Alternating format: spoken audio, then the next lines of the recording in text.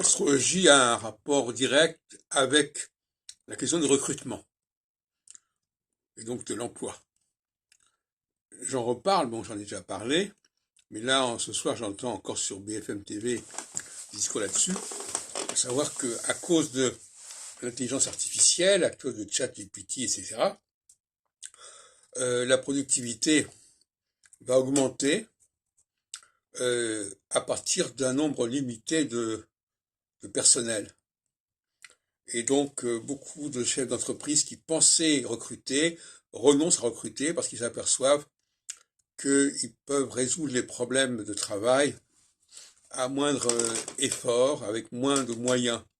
Moins de moyens quantitatifs, et plus de moyens qualitatifs, évidemment. Donc, la phase équinoxiale dans laquelle nous entrons depuis quand même plusieurs mois est une phase qui est défavorable au plein emploi, mais il ne faut pas prendre ça au tragique.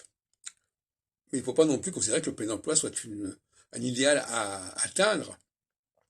Au contraire, pour moi, le plein emploi, c'est un signe de mauvaise santé de l'économie.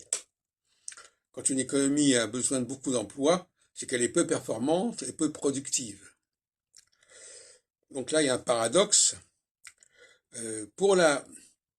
Bon, je ne veux pas parler de droite et de gauche, mais enfin, pour la droite, il semble qu'elle cherche le plein emploi davantage que la gauche, finalement, et à n'importe quel prix, même si c'est pour employer des gens qui sont incompétents et qui sont mobilisés à ne rien faire.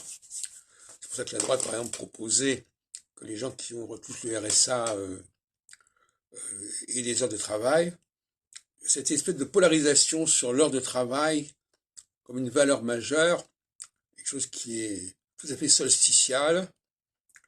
Il vaut mieux, pour qu'une société fonctionne bien, que les gens qui sont peu qualifiés ne travaillent pas, quitte à ce qu'on leur permette de subsister à un niveau limité et minimalement.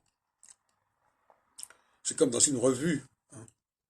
Il vaut mieux dans une revue publier des articles de valeur que de chercher à publier n'importe qui sur n'importe quoi.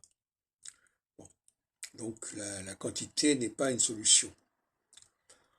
Pour la gauche, je crois qu'ils sont plus disposés à admettre qu'il y a des inégalités, et que ces inégalités, il faut les combler non pas seulement en faisant travailler les gens, mais en leur accordant des retraites, en leur accordant des allocations qui leur permettent de vivre à peu près décemment, en leur accordant aussi des conditions de logement, etc. etc.